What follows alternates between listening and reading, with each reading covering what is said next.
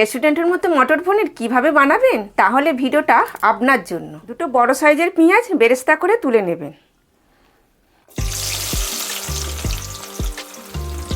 কতটা ভাজবেন আপনাদের দেখিয়ে দেবো।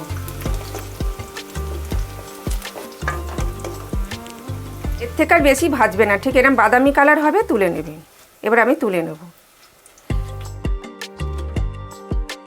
পেঁয়াজটা যতক্ষণ ঠান্ডা হচ্ছে ততক্ষণ এই কড়াইশুঁটিটা একটু সেদ্ধ করে নেবেন।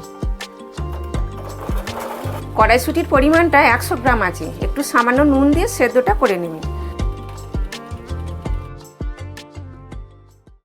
কড়াইশুঁটিটা সেদ্ধ হয়ে গেছে, নামিয়ে নিলাম। এবার মশলাটা আপনারা দেখে নিন। পেঁয়াজের বেরেস্তা যেটা করে রেখেছিলাম 4 চামচ টক দই দিয়ে পেস্ট করে নেবেন।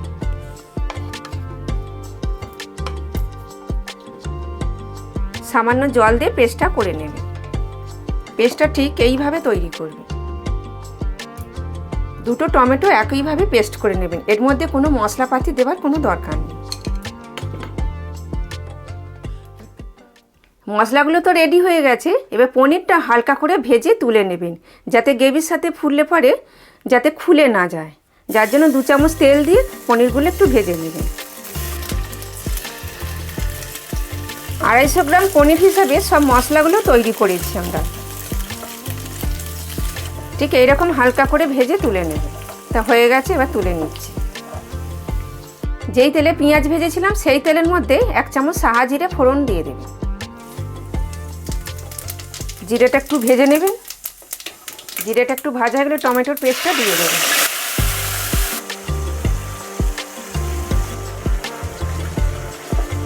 এক চামচ আদা রসুনটা দিয়ে দেবেন। 1 মিনিট মতো অল্প নেড়ে নেবে। সব মশলা 1 চামচ করে আছে, ধনে গুঁড়ো, জিরে গুঁড়ো, লঙ্কা গুঁড়ো, হলুদ গুঁড়ো দিয়ে 2 মিনিট ভালো করে কষে নেবে। গ্যাসটা মিডিয়ামে রেখে কষবেন। কষতে কষতে দেখবেন তেল ছেড়ে দেবে আর দানা দানা একটা ভাব আসবে। ঠিক এইরকম পেঁয়াজ আর টক দইয়ের পেস্টটা দিয়ে দেবেন। এটাও 2 মিনিট নাড়াচাড়া করে নেবে। 2 মিনিট নাড়ার পর মটরশুঁটিটা দিয়ে দেবেন।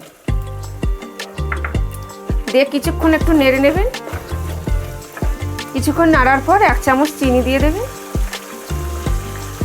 আর পরিমাণ মতো নুনটা দিয়ে দেবেন। দিয়ে একটু নাড়াচাড়া করে নেবেন। এবার পনিরগুলো দিয়ে দিচ্ছি। পনিরগুলো দিয়ে আর খানিকক্ষণ নাড়াচাড়া করবেন। গ্রেভি করার জন্য একটু জল দিয়ে দেবেন। কিছুক্ষণ নাড়াচাড়া করার পর হাফ বাটি জল দিয়ে দেবেন গ্রেভি করার জন্য। দিয়ে নাড়াঘাটা করে 2 মিনিট লো ফ্লেমে চাপা দিয়ে দেবেন। এবার চাপাটা দিয়ে দেবেন। এখনো পর্যন্ত ভিডিওটি যদি আপনাদের ভালো লেগে থাকে আমার চ্যানেলটাকে সাবস্ক্রাইব করে দেবেন, একটা লাইক করবেন। তা 2 মিনিট হয়ে গেছে, আমি ঢাকাটা খুলে দেখছি। এবার গরম মশলার কাসুরি মেথিটা দিয়ে দেবো। দেখছেন কত সুন্দর কালার হয়েছে। একবার এইভাবে বাড়িতে বানিয়ে দেখুন, আপনারা সবাই নাম করবে। এই দেখুন কত সুন্দর হয়েছে।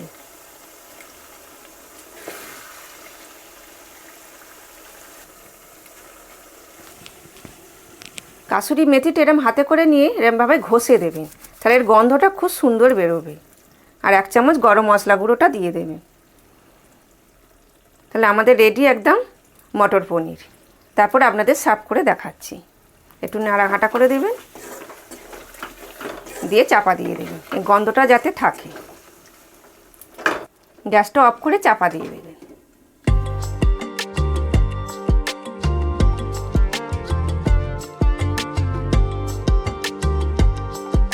ভালো লাগলে কমেন্ট করে জানাবেন। আমার চ্যানেলটাকে অবশ্যই সাবস্ক্রাইব করে দেবেন।